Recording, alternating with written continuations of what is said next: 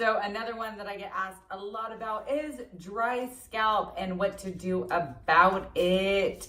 So if you don't know who I am, my name is Hallie, also known as the Highlighted Pinup. And in this video, I'll be going over some more information about dry scalp and how it happens and things you can do about it. If you caught my video series on like growing out your hair and things like that, I touched a little bit on it. So this video is going to be much more just catered to that specifically. It tends to be a little bit easier to treat than oily hair. The difference is usually dry scalp isn't necessarily a fix in the sense that you have to continue to do these methods. They don't necessarily work once and then work permanently. A couple different things that may make dry scalp, such as skin conditions like eczema, psoriasis, medications, maybe you're just a naturally dry person, and climate. So those are all things to take into consideration. And of course, if you do fall under something more of a skin condition or a medication, I always recommend talk to your doctor first, make sure that they know what's going on. If they're not super experienced in it, seek out a dermatologist and see if they can give you anything to help. Again, I'm not a medical professional, I'm just a hairstylist. So I will try to give you guys some answers and some things that I have seen work and other methods that can help. First topic to battle, dandruff or dry scalp. What's the difference? Well, interesting enough, they tend to mimic each other really, really well. The difference with dandruff versus dry scalp is that dandruff tends to be a little bit waxy. So we see dandruff even with people who are oily, not just dry. Now they both flake, they both cause itch, they both can cause irritation. So sometimes it's a little bit hard to figure out which one you're in. The easiest way I have found to figure out and pinpoint, use a dandruff shampoo. If it makes it worse, it's probably dry scalp. If it makes it better for a little bit, but then gets worse, it's probably dry scalp. But if it kicks it away completely, you're probably in a dandruff category, and then go ahead, you know what your problem is, and you don't have to work anymore on that. So if you've established kind of what it is, if it's dry scalp or not, if it's dry scalp or any other of the previous issues I have mentioned, these are all really, really solid, good techniques that you can use or try or experiment with. Now, the thing is, if you have something like psoriasis or eczema, those are chronic conditions. So we've seen relief with these techniques, not 100% repair. So again, expectation levels, keeping all of that stuff in mind before we move forward. Again, it's more just something to lessen the symptom and make sure that you're more comfortable. You guys might have heard me talk about pre-oil treatments, and what those are is those are oil treatments that are done before you shampoo. And the whole reason for that is because these products can get really weighty. They can take a while to shampoo or to just rinse out of the hair. So you don't want to do it necessarily after a shampoo because you can end up in a mess. So if you are dry enough to support that, by all means, go ahead and do an oil treatment. But if you're not, that's a good way to kind of ease into it. Ones that I suggest are kind of olive oil. Coconut oil works well too. The thing with the coconut oil though, because I've seen some blenders lately, it has to be 100% coconut oil. It can't be mixed with like a palm oil or other oils. That can make it really hard to get out of the hair. So make sure you're using, if you're going to take that road, 100% coconut oil. It's kind of one of those weird caveats. Read the ingredients. Because even if it says it is, a lot of times what they can get away with is as long as whatever percentage of coconut oil they are using is 100%, it's almost like a false label. We get that with other products too. So be mindful of that. So moving forward, you've got olive oil, coconut oil. The other thing you can do is mix a little bit of honey with either of those and apply it on your scalp, massage it in. Honey is definitely overlooked in skincare completely. Its properties for antibacterial and just overall kind of a miracle, so to speak. A natural element is completely underutilized. So you can do that. You can mix a little bit of olive oil or coconut oil with some honey, like make it into kind of not super pasty or not super liquidy, just kind of a good consistency so you can spread it around with the warmth of your fingertips. and you massage it into your scalp. This isn't meant to be a hair treatment, so try not to pull it all the way through. That's not what we're designing it to do. It's just into the scalp. And you're gonna give a nice, calm, stimulating scalp massage that will help stimulate your sebaceous glands that you do have, and hopefully help them start producing a little bit more oil. Then I usually recommend to bag it, or you can just kind of put a shower cap on. Let it sit for a minimum of 20 minutes or however long you feel like, and then go ahead and shampoo it out. And then if you need to, condition and style and do your thing. So if that seems like a good route for you, try that. Again, these things take a little bit of time. So some people notice instant relief like overnight. Other people, it took a couple weeks for them to get the feel of it. I would recommend doing a treatment like that weekly. Most of the treatments that I'm going to suggest are going to drop into the weekly category. Now, if you're someone who's a little bit nervous about oil, your hair's just too fine for that, or you're worried, that's totally okay. Then slip into masks. That's really what you're going to be looking for, is a hydration, moisturizing mask, no protein. So protein can cause your hair and skin to dry. So you're not looking for protein. You're only looking for hydration, which is why I tend to push into the oils. But protein masks are not going to do dry scalp much good, because it's just going to make the problem a little bit worse.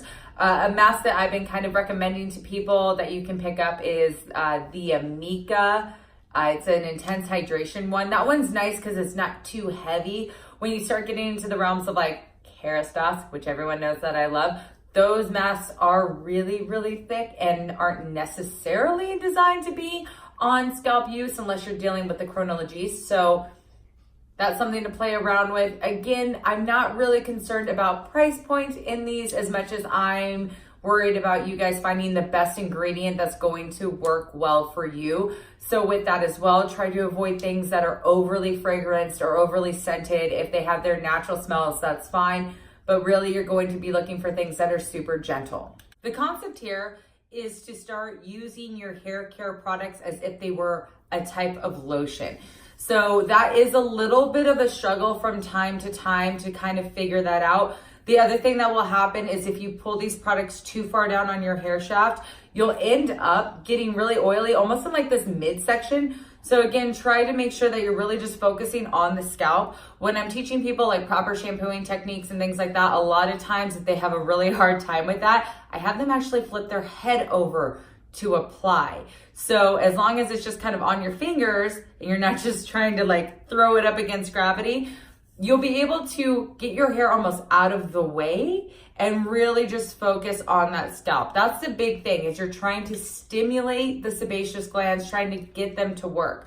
Another thing that you can also use is mineral oil. Mineral oil is usually a very common thing we use for cradle cap. Same with Vaseline, it's the same concept. If you have something that's maybe scaly or dry and flaky, take a little bit of mineral oil or Vaseline and just massage that area and remove anything very gently that might be built up on the scalp from like scratching or irritation, things like that. Because you do want to remove it and exfoliate it. You just want to be very, very gentle and not pull off more skin that what is needed to come off at that time.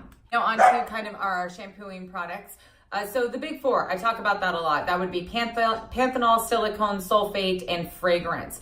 Those can pretty much agitate anybody and make whatever problem you have worse. So if you're having situations with your shampoos or you're having this problem, start looking at your ingredients and start working through them and seeing if any of those products are in them. And that way you can start eliminating one ingredient at a time until you can figure out what works best for you. Again, if you have chronic dry scalp, this is not going to be something that is automatically rectified. So it may take a little bit of work. Also take your time with this one, because what tends to happen if you swap your routine too quickly, your scalp will just completely freak out and betray you. Same with any type of skincare. So if you were to change up your regimen with a moisturizer or you did it all too quick, your skin may just like freak out and break out. So same kind of concept with that. Make sure you're using proper shampooing techniques. I made a video about that. I'm going to always refer back to that because it's a big one. And then again, if your scalp and your hair can support it, go ahead and make sure you're putting your conditioner on your scalp. Another avenue you can take are cleansers. I love cleansers. Cleansers are wonderful. They're a little bit harder to find over the counter. I've seen maybe one or two, but if you can get your hands on one, they're lovely. What they are is they're completely no lather. They are basically 75% conditioner and 25% cleanser. Don't try to make your own. I've tried, it's awful. It's actually how the product is engineered, so you can't MacGyver that one. But if you can find them, they're really lovely, and those are pretty much safe to use. The only caveat with those is depending on the brand, you may have to also use a regular shampoo once a week just to make sure that you're getting all that build-off removed off your actual hair. So they get a little finicky. They're a little bit tricky to use at first, but they're absolutely lovely. So if you can get into one of those, that could be a good product choice. I would not recommend, however, living in a product for an extended amount of time without taking a temperature check. So what does living in a product mean? We see this with clients who have used a product for 7 years just because they always have, or at one point in time they had success with it. They don't remember the last time it worked, but they just know it's what they've always used and one time it did. So that's the same kind of concept. I would usually say around the seasonal mark, quarterly, take a time out from your product and assess how you feel. So if you're still feeling great, keep going with it. But if you've noticed that maybe the effects aren't as great as they have been, kind of note that, because you may need to slip into something a little bit different if the weather is starting to change. So climate plays a huge factor on how your hair, skin, and nails act. And that could be, it could be super hot and super drying, or super cold and super drying. So pay attention to that. On some occasions, you may need to add more moisture. On others, you may need to pull back a little bit and maybe only do a treatment bi-weekly, or you need to up the ante again and do them every week or maybe twice a week. It just depends. So kind of listen to yourself and really pay attention to that gauge, so you're not just getting into a routine of things. It's not uncommon for me to have 2 different types of shampoos or 2 different types of leave-ins just to accommodate a weather change. And your scalp would be no different. Every so often, we'll also see products that have almost astringents in them that could help stimulate and condition the scalp, but could also dry it out depending on the person. The 2 culprits I normally see are witch hazel and tea tree oil. So if you see one of those in your products, it's very possible that it's drying you out too much and it's creating a problem. For some people, they're a gold mine, their hair has never felt better, or their scalp, and other people, they've noticed the problem just getting progressively worse. So that's another one into products to check for, to look for. Alcohols would be another one. Now, I don't even know how many alcohols we use in hair, and not all of them are drying. So there's a misconception that all alcohols are drying. They're not. But if you're having a situation where no matter what you're using is bothering you, go ahead and just eliminate alcohol out of that equation as well, just because it's possible that you're just having an adverse reaction to it. Now, unlike almost every hair scenario, the dry scalp is where I tend to pull back a little bit on that technology, the R&D, that, chemically dependent feel. I feel that I've seen a lot more success with a little bit more of a holistic approach, hence the olive oil, the honey, the coconut oil, that kind of stuff. So a lifestyle brand or more of your crunchy line may be a good solution for you. An example of that would be like Lush products. Those are all pretty much handcrafted. They're used with organic or natural ingredients, and they're just meant to be very, very natural and kind of taking you a step back before we started putting a lot of harsh chemicals or just any sort of man-made chemical into a product. So that could be a good avenue to go down. If you have been through all the products and everything like that, you may just want to take a step back and start kind of from nature and from scratch. That's not really your thing and you don't really care, Oribe makes this line called Serene Scalp. It is absolutely amazing. It's a well-balanced product, so it will handle dandruff and dry scalp, which is a hybrid. It's a little bit different. They also have just a treatment that I absolutely love. And you can just apply that, and you apply it every day. And you can do it on wet or dry hair. It doesn't really matter. And it doesn't get sticky or gross or anything like that. And you just lightly rub it into your scalp. It is a little bit more expensive, but if you're at a situation where you're just completely frustrated, it could absolutely be worth the investment, at least to try for a month or two to just see if you like the product. The product people tend to have success with, but I don't recommend all the time, is African black soap. And the reason why is because it's actually fairly hard to obtain. Yep. And it's incredibly expensive. So if you're seeing these products that use it, or they say they are, and it's a really cheap price point, there's a very good chance it's a bold-faced lie. It comes back to that same concept as long as they're using 100% of whatever they're using, they get to label it as such. So if you can get your hands on some that is authentic, and you can kind of do some research and some due diligence, read some reviews and make sure that it is, or investigate the company, or if you can afford it, because again, it can get really, really pricey, by all means, give it a shot. Just make sure that you're not just picking it up because it says so on the label. Other one is overwashing. Overwashing can absolutely still be a thing. So a good way I check for that is if your scalp is dry but your hair is getting oily. That's a pretty good indicator that you may be overwashing. That's just because your scalp is getting exfoliated constantly, and when your sebaceous glands produce, your hair is just trying to absorb as much of that oil as possible. So play around with your washing schedule. It kind of works in tandem with the same thing as oily hair. Again, check your products. Make sure there's no harsh or aggressive chemicals in them or byproducts. It's a lot to do with really just finding the product that works for you. It's one of the different categories where it's not as black and white as it can be in other ways. So keep on it.